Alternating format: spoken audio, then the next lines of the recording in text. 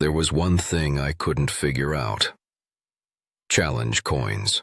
They weren't magnetic, they weren't all the same size, and no matter what I tried, the designs just kept failing.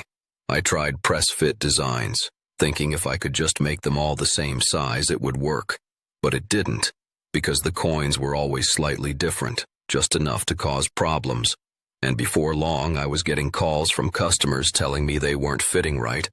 At that point I had already dealt with enough failure, so I did something I don't like doing. I refunded the order and walked away from the idea completely.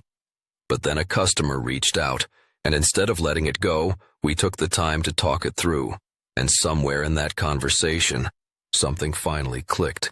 I already knew magnets worked because I had used them in my signs before, but the real problem was that challenge coins had nothing for the magnets to grab onto, and that's when it hit me. It wasn't about changing the coin, it was about creating something that made the coin work with the system. That's where 3D printing came in, because now I could design a holder that fit the coin, and inside that holder I could add a metal disc, something consistent, something reliable, something that made every coin work the same way. Now the coin didn't need to be magnetic because the holder made it work. And for the first time, everything clicked.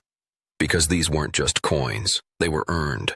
They meant something, and a lot of them came from miles on the road, from places riders had been and memories they made along the way, traveling all over this country, with every single coin telling its own story.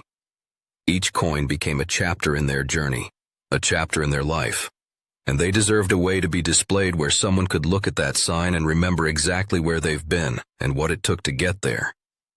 And what started as something I gave up on ended up becoming something I never expected because I realized I wasn't just building signs.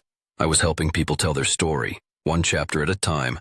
And this Monday, I'm going to share mine.